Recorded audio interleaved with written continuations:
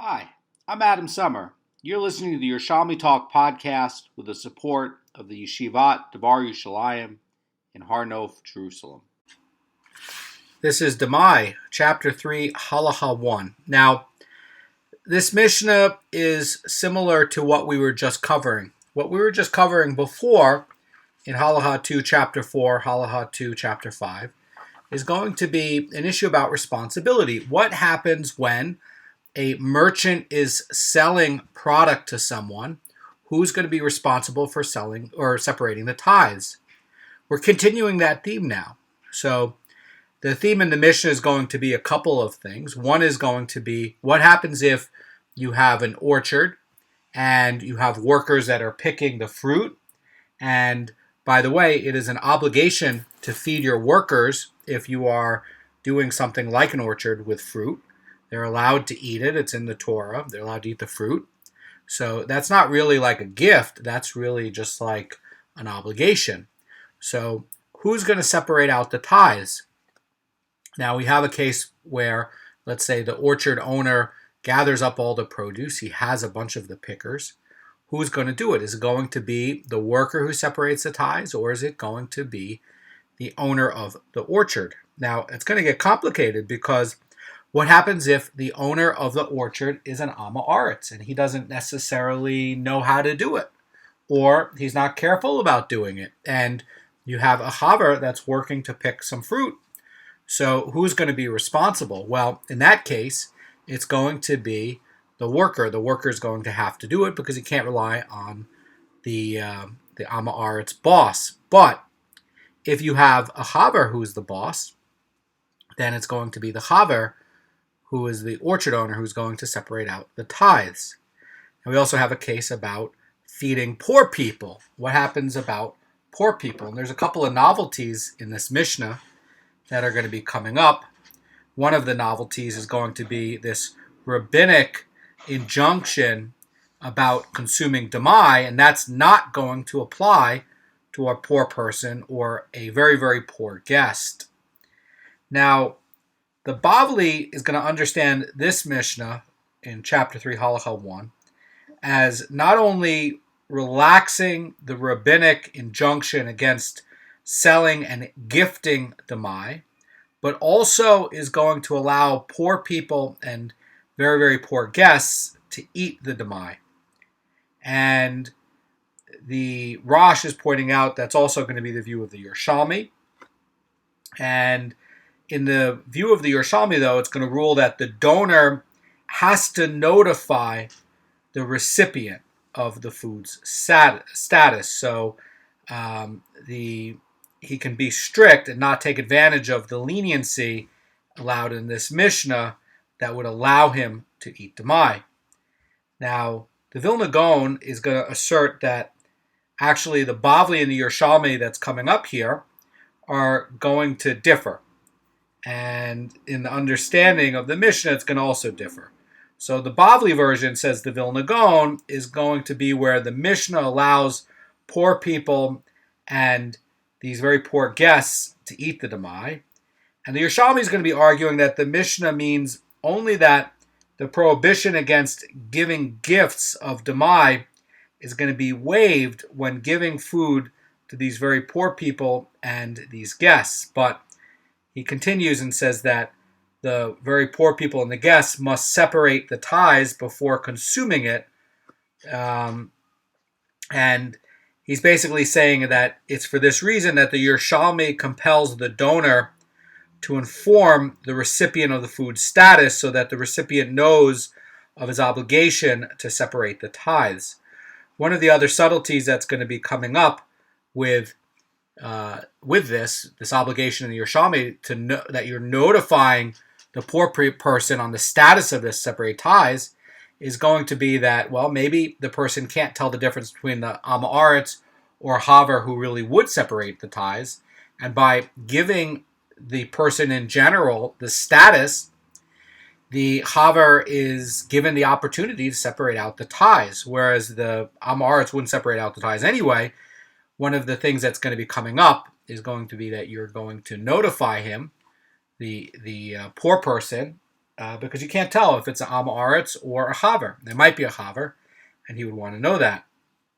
The Chazan Ish points out about this that, according to the Bavli, where you don't need to notify, the recipient may eat the Demai without tithing it. So that's going to be the basic sub-theme of what's coming up. So the Mishnah says we may feed poor people Demai, and we may feed these very, very poor guests Demai. And basically, that's going to be a case where somebody has Demai in his possession, and he can feed it to the poor person or to the guest that travels from place to place without separating out the requisite tithes. Now, this is going to discuss whether the recipient is going to be a Chaver or an Am Haaretz. Now, and by the way, this is going to be taking one of those cases. It's going to be talking about one of the two. So, Rabban Gamliel would feed his poor workers Demai, and this is going to be a case where in Rabban Gamliel's location, employers would customarily supply their workers with a meal. Perhaps they were working in an orchard. And where this custom is going to be practiced, it's going to be a binding obligation. So Rabban Gamliel would serve his poor workers Demai, like what this mission is talking about with this allowance to give Demai to poor people. Now, although the obligation to feed workers and tevel may not be used, by the way, to discharge somebody's monetary obligation. So, yes, you are required to feed the worker, but you can't feed him with tevel. And Rabban Gamliel is holding that, nonetheless, it is permitted to feed one's poor workers with demai. Now, this would also be classified as an act of kindness, and it's included in this permit of the Mishnah to feed poor people demai. That's not going to be the opinion of the Tanna Kama, by the way.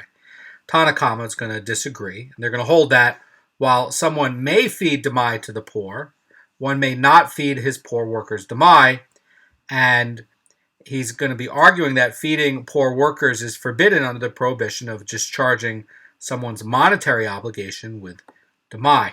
And the idea is that he has to feed them. The Torah says that if they're picking fruits and things like that, that they're allowed to eat it. You're not allowed to withhold it from them. So that's part of the person's monetary obligation.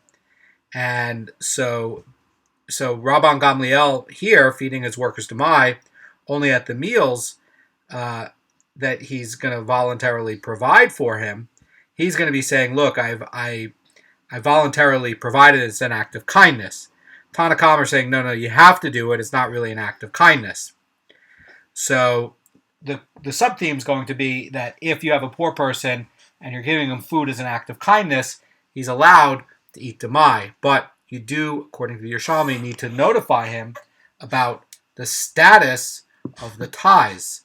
The Mishnah is going to continue, and it's going to say that regarding charity administrators, so these are going to be the community people who are responsible to collect charity, and this can be where they're going to collect food items. And Bet Shammai says about these people who collect charity for the community with food items, Bet Shammai says that they give the tithed food that they collect to Chavarim, to the one who does not tithe. In other words, Bet Shammai says, we want to make sure people are eating tithed food, so go to the house of the person that's known to be a chaver and tithe, collect that food, keep it separate, put it in a separate bin, and give that food to the Am Haaretz. That's the opinion of Bet Shammai. And Bet Shammai continues and says, and the untithed food that they collect from the Am Haaretz, give it to the one who tithes. So again, you're going to have two baskets, and basically, according to Bet Shammai, if you're collecting the food from the Am Haaretz, you're going to give it only to the person who's going to tithe it, and that way you keep it very organized. Everything is going to be and stay tithed and done properly. And the Mishnah says, thus, each person who receives it eats rectified food. In other words, the food has been tithed, and by giving the demai they collect to those who can be trusted to tithe it, or giving the Amma Aretz only tithe produce, the charity officials ensure that nobody comes to eat forbidden food. So the sages don't agree with that, and the Mishnah says that the sages say that they collect the food indiscriminately, and they distribute the food indiscriminately, and a poor recipient who wishes to rectify the food should rectify it on his own. This, by the way, is an interesting case, because what the sages are saying is that you're effectively going to be creating a case of Suffolk.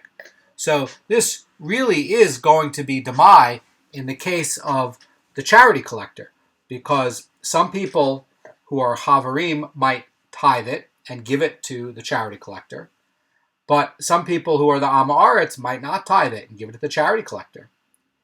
And the charity collector can give it to the people, and some of the people might be Havarim and they might tithe it, and some of the other people might not tithe it. So the way the Tanakama are saying to collect it really does put this into a case of being Demai. You really are not sure about it, because some of the food that's coming into it might be tithed, and some of the food that's going out might also be tithed. It's a very interesting way to handle it. The Tanakama in this Gemara is going to be talking about this permit to feed poor people and these very poor guests, this Demai. So the Gemara is going to cite a dispute regarding the details of this permit, and Rabbi Yonah says that the Mishnah, which permits feeding poor people and these guests, Demai, deals with poor people who are Havarim, and with itinerant guests, these very poor guests who are also Havarim, but they're not going to be staying overnight. And why are we talking about staying overnight? What's the case? Well, this comes up in Masechet Shvius, actually in chapter 8, Halacha 4. We just covered this. And the issue over there is going to be, what happens if you're creating these debt transactions? You're not allowed to create debt or debt repayment that could be repaid with Shvius money or with Meiser Sheni money.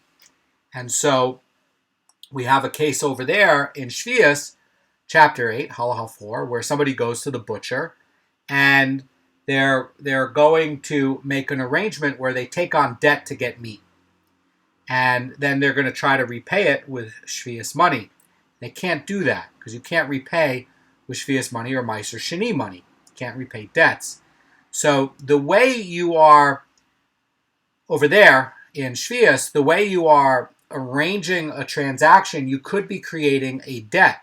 Now, what would be happening with somebody who's traveling overnight and wants to be put up as a guest? You've created a debt, because now the person is going to expect some form of repayment. They're going to expect that there's going to be some sort of reciprocation.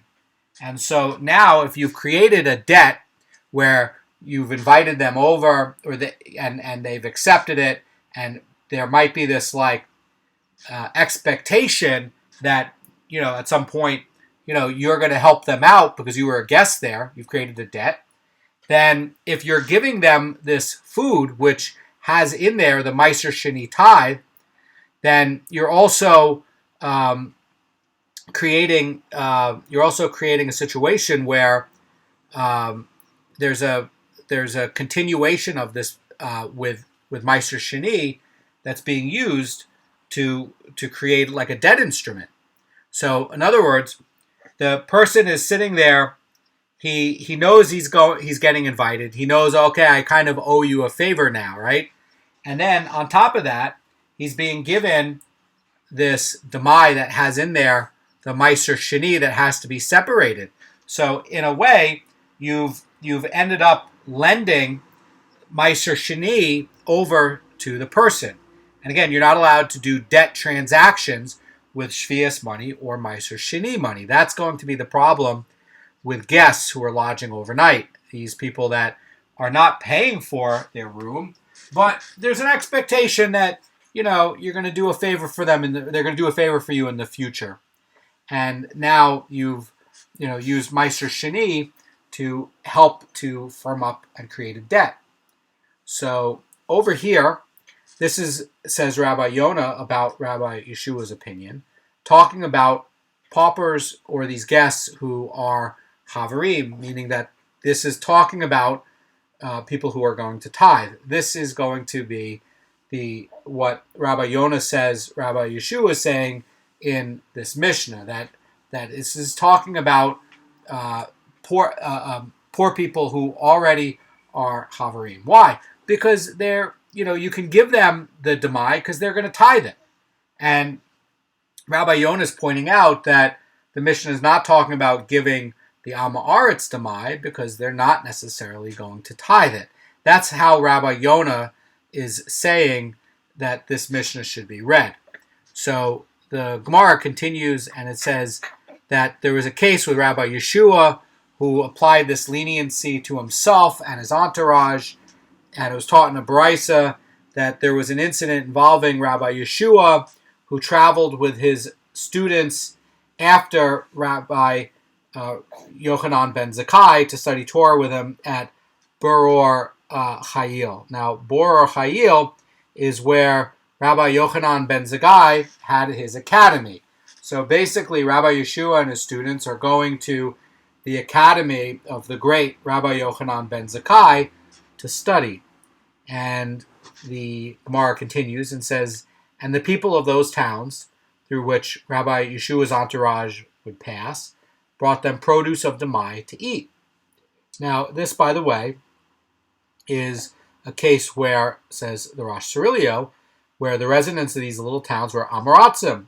They were not clear whether they separated the tithes, and the produce is definite Demai. So over here, upon being asked by his students whether they have to tithe it, Rabbi Yeshua says to them that if we intend to stay here overnight, we are obligated to tithe the produce, but if not, we are not obligated to tithe the produce. So the Marafulda explains this like this. He says that Rabbi Yeshua is explaining that the permit to feed guests Demai applies only to a poor guest that's traveling through the area. So if he chooses to lodge overnight, he's not going to be getting this waiver of the Mishnah on a guest. And the reason for this, by the way, is going to come up. Now, as we're going to see below, somebody who gives Demai to a poor person or guest has to inform them of the produce's status so that they have the chance to go and do the tithes. So the question is, why did Rabbi Yeshua permit his students to eat Demai without informing them of this case? And possibly it's going to be that in a case of a pressing need, that that they don't need to be so stringent on it because it's Demai. They might have tithed it. So the incident is showing that the rabbis not only waived the prohibition against gifting Demai, but also allowed poor people and guests, like traveling guests, to eat Demai. So the Gemara is going to continue with an opposing opinion about what this Mishnah is trying to say. And Rabbi Yossi says, our Mishnah, which permits feeding poor people Demai, deals even with poor people who are Amoratzim. Now, in the case that we were talking about before with Rabbi Yeshua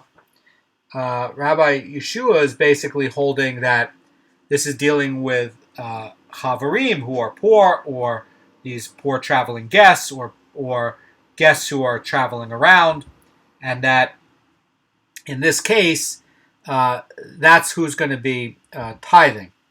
But Rabbi Yossi is saying whether the poor person is going to be Amma Aretz or a Haver, this waiver is going to apply with him, that you can feed him Demai and you don't need to worry about it. But the only condition that's going to be coming up is you have to inform him of the status of it. And he can choose what he's going to do with it. So the Gemara says, if you are to say that it deals only with poor people who are Havarim, it emerges that you've locked the door in the face of the poor Amma Aretz. In other words, if you're going to say that this permit, this Mishnah's waiver, is limited only to poor people or havarim, then charity givers would give all their charity to havarim, and they wouldn't have to bother doing any tithes. Why would they give it to the havarim? Because the havarim would tithe it, and they would have, the charity collectors wouldn't have to worry about doing the tithes, and they basically would not give anything to the poor Amoritz. Now, what Rabbi Yossi is effectively saying is that Rabbi Yossi might be agreeing with Rabbi Yonah that the Mishnah's permit should apply to poor Havarim, but in order to ensure that the Amoritz also gets charity, the rabbis extended the permit to include even the poor Amoritz. Now, one of the suggestions on how this could be read is that perhaps the Mishnah is talking about an ideal way, where it's given to an Havarim, and Rabbi Yossi is saying that I might agree that that's the ideal, that everybody's a Havar and is going to be tithing, but actually that's not going to be how the halacha is, that the waiver is not like that. You're actually going to be giving to poor people, Demai, whether they are going to be an Amoritz or a Havar. Now, the Gemara is going to ask, how does Rabbi Yossi account for this Mishnah's leniency to feed these guests Demai? And as in Rabbi Yossi is maintaining that the rabbis extended a permit to include even the Amoritz in order to make sure that they're going to get charity and not die of hunger, and that people are not going to withhold from them. But what about a guest? And what about a guest who would be self-sufficient? And it would follow that it is forbidden to feed Demai to a guest who is an Amoritz. So in what case then does the Mishnah allow somebody to feed Demai to a guest? That's going to be a difficult question. Now, Rabbi Yonah, according to the Rosh, is going to explain this Mishnah as dealing only with poor people and guests who are Havarim, while Rabbi Yossi is going to explain this Mishnah as dealing with poor people who are Amoritz and also with non-Jewish guests. According to the Rosh, Rabbi Yonah explains the Mishnah as dealing with poor people and guests who are Havarim. So perhaps the Amoritz as well. So Rabbi Yossi is going to explain the Mishnah as dealing only with poor people who are Amoritz or non-Jewish guests.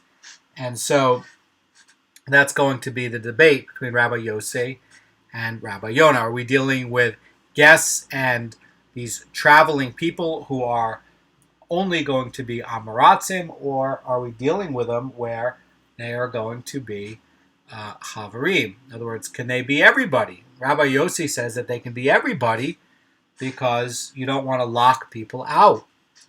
So the question is, how does Rabbi Yossi account for feeding these guests? The Gemara answers. Rabbi Yossi interprets the Mishnah as referring to non-Jewish guests, and just as it's interpreted concerning the following brisa. This, by the way, is going to be quoting from Vayikra 25:6, and it's going to be talking about the produce of Shvius, and it turns out that Shvius and Demai turn out to be very connected.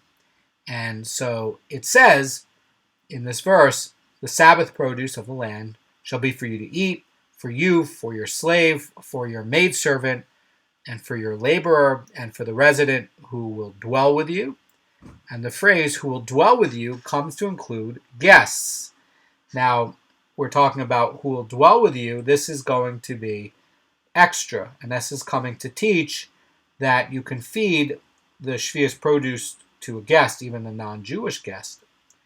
So the Gemara continues and says, and Rabbi Lazar says in explanation of this brisa, this is a non-Jewish guest. So, in other words, the idea is that there's no need for the verse to teach that you can feed Shvius produce to a Jewish guest. And what this is trying to teach is that you can take the Shvius produce, which has sanctity, and you can feed it to a non-Jewish guest. That's the big chiddush here. So the Gemara is going to challenge Rabbi Yossi's interpretation of this Mishnah, And it's going to say that it was taught in a Baraisa in reference to this Mishnah's ruling that one may feed the poor people Demai, and the donor has to notify the recipient that the produce is going to be Demai. So again, this is now where it's coming up where you have to give notice of the status of what you're giving him. And the Gemara continues, it says, according to Rabbi Yonah, who says that the mission is dealing with poor people or Havarim, it is fine since the recipients are going to be Havarim. And then there's a point to notify him. Why do you notify him? Because then they know they're getting Demai and they know to tithe it. Fine. And the Gemara continues, says, but according to Rabbi Yossi, who says that the mission is dealing with even poor people who are Amoratzim, what is the point of notifying the recipient? And the Gemara asks a question and is saying, even if you will notify him, what is to accomplish? And, in other words, since the recipient, who is a poor person, is an Amoritz, he's not going to tithe it anyway. He's not going to tithe the Demai. So the Gemara is going to answer why we notify them when you're giving the poor person the Demai. Why do you tell them what you're giving them? Why do you notify him?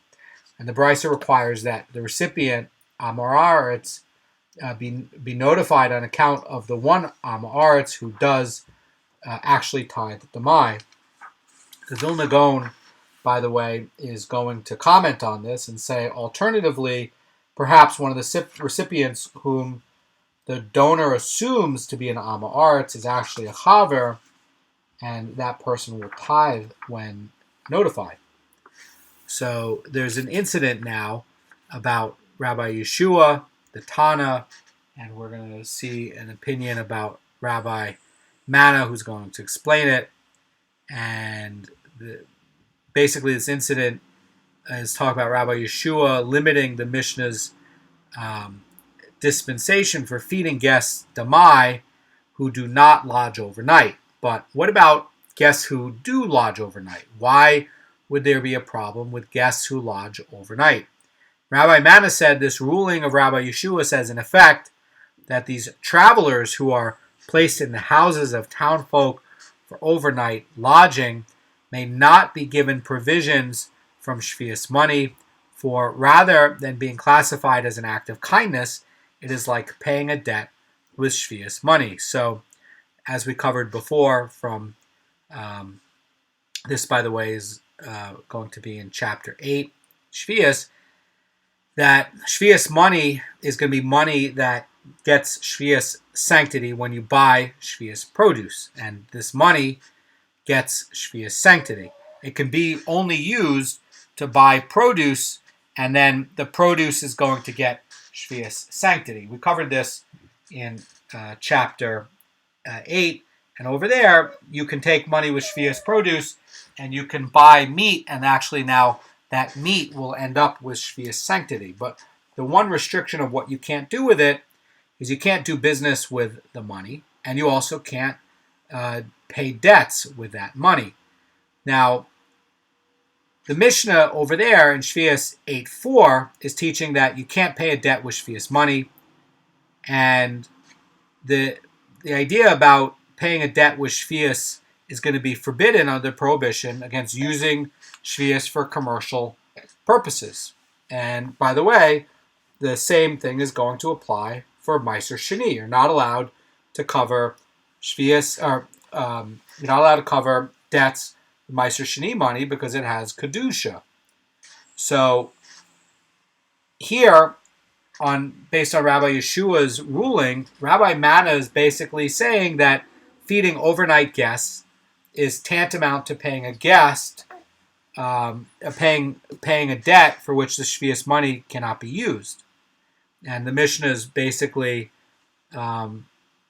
saying that, you have acts of kindness and you want to perform acts of kindness, and why would it be that Rabbi Yeshua is going to limit this leniency to a guest who does not stay overnight? And if you're feeding the guest who's not staying overnight, okay, that's going to be an act of kindness. And over there, the Demai obligation is going to be waived. But feeding a guest who stays overnight is not going to be an act of kindness. It's really going to be paying a debt, because somebody who stays overnight, it's like creating a debt. And why would it be where feeding a guest who stays overnight is going to be viewed as something dealing with a debt and not an act of kindness? It's going to be because those providing the overnight guests with a room and board is going to anticipate getting paid for it. In other words, you're saying, okay, why don't you come? You're a villager, right? And these people are passing through, and you're saying, here, why don't you come and stay in my guest room? And by the way, I'm also going to give you food overnight as well. What the Halacha and Rabbi Manna is trying to point out is trying to say that, wait a second, they're not being so generous here. It's not really an act of kindness. Okay, now that you're staying overnight, you've created a transaction where you're expecting to get some sort of payment in return. You're hoping that the person will say, no, I'll stay, and I'll take the food, no problem, but here, let me give you some money for that. In other words, you've created an arrangement where you're expecting to get paid, or you're expecting to get some sort of reciprocation to settle it. You've created a debt instrument, and you're hoping the person who's coming, it's not really an act of kindness, that he's going to give you something for it. And so what did you do? You've created a transaction. You're not allowed to create these kinds of debts and transactions with Meiser Sheni or Shvius money. So the Gemara is going to continue, and basically, as it was saying, that it's not really an act of kindness. It's like paying a debt with Shvius money. And the Gemara now is going to support Rabbi Manna's ruling, and it's going to say that it was taught in the following brisa that both Shvius and Meiser Sheni may not be collected as a payment for a loan or a debt, nor may one prepare a friendship meal with them, nor may one pay with them as a repayment of a favor. And that comes part of the problem too, is that you have this repayment of a favor. You've created a kind of reciprocal arrangement with this villager where it's kind of like a favor, right? And you're expecting something in return. This is not really just being given. You're expecting that you're giving something. And that's going to be part of the issue. That's what part of the problem is going to be. And that's also going to be part of the problem with a friendship meal. In other words, you invite over, friends, for a good meal and things like that. And they're going to expect at some point that you're going to, that the favor is going to get repaid, and you're going to get, an invite going the other way with a nice meal as well. But the problem with doing that with Shvius and Meiser Sheni is you effectively created a commercial transaction with that. And the problem is that, Shvius and Meiser Sheni, you're not really supposed to be doing commercial transactions with. So the Gemara is going to continue. And by the way, doing commercial transactions with Shvius money is very serious. There's a sugya that people who do money transactions with Shvius produce and commerce with it end up becoming very poor. And actually, Rabbi Akiva, when he's talking about the case of the person who becomes so poor that he actually has to sell his daughter as a maid, there's a Torah law about what happens when you have to sell your daughter as a maid. Rabbi Akiva is saying that only happens to people who are doing business with Shvius produce.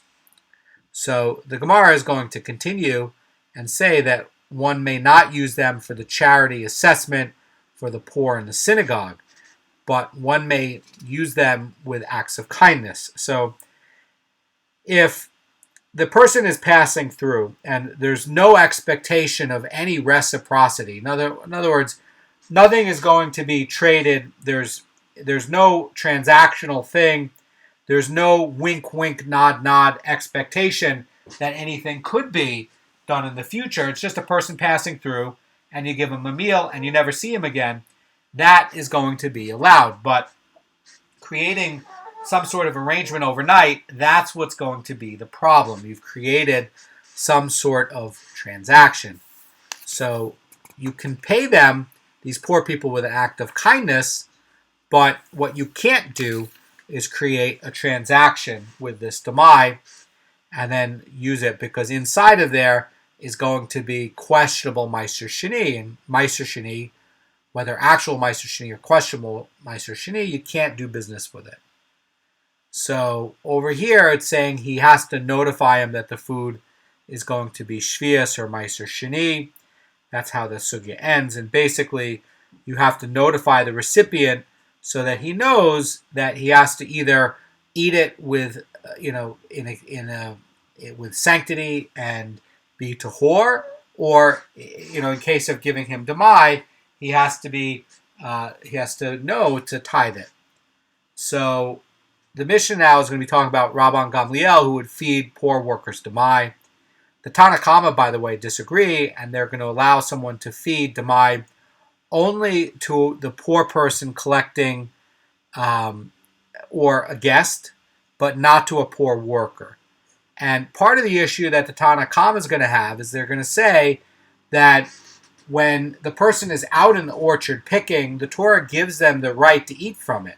It's not an act of kindness. Now, what we were dealing with before is if you're giving the poor person who you never expect to see again just a meal, you're just giving them a meal, that's an act of kindness. But over here, feeding your worker is not an act of kindness. It's actually part of what you're supposed to be doing when you're having workers in an orchard. And the Torah is actually going to be authorizing it. So the Gemara is going to be saying that we learned in a Mishnah that a poor laborer who does not trust his employer to separate the tithes before feeding him is going to take from a dried fig. And if he's handed like 100 dried figs, the owner is going to say, this and 9, dried figs are going to be Meiser Rishon, and then the remaining 90, that I'm allowed to eat, this will be Truma Meiser from them. And then he's going to refrain from eating the one dried fig. Now, the Gemara is going to be saying now there you say that the employer may feed his poor laborer demai, and the poor laborer separates out tithes. But here in this Mishnah, the Tanna Kama are saying that the employer must separate the required tithes from the demai before you feed it to the poor workers. The Gemara is going to answer what is the difference. And the Gemara is going to be saying that Rabbi Yonah says, and this Rabbi Yonah is coming up again, to say there the Mishnah is permitting someone to feed his laborers demai, and that's going to refer to where he feeds him in his home among his guests. But here, the Mishnah is forbidding one to feed his laborers demai, and that's going to be referring to where he feeds him from the laborer's trough. And what this is trying to say, and the Vilna Goan is going to explain it like this. He's going to say that the Gemara is addressing the view of Rabban Gamliel, who's holding that we can feed his poor employee demai, and that the employee would separate the demais and the tithes. And we're talking about a case where the Gemara is going to ask about the other Mishnah, which is going to be talking about an employer who's an Am Haaretz. So one is going to be a case where the employer is going to be a haver, and the other one where it says the employer takes out one fig and blah, blah, blah, that's talking about where you have a haver, and he's picking at the orchard, and he knows that the owner of the orchard is an Am Haaretz, and he put in all the figs, they're not tithed properly, and so in one case, you're talking about, anyway they have to be tithed, right? But the question is whose obligation is going to be to tithe it. And in one case, in one Mishnah, it's talking about where the worker is the haver, and the guy who's giving him the food is not a haver, he's an Am Haaretz, so he's not going to tithe it. So okay, so the worker has to tithe it. And in the other case, we're talking about a owner who is a haver and knows how to tithe it, he tithes it, and he gives it to the poor worker. And basically, the poor worker is not going to have to tithe it. So in both cases, there's a question of, who's the Am Aretz and who is the haver. And that's going to determine, for all of this, who's going to be responsible for the tithes. So that, by the way, is going to be, a theme that continues throughout chapter 3. Now, we're going to continue talking about more leniencies with regards to Demai in part 2 of this year. Have a great day.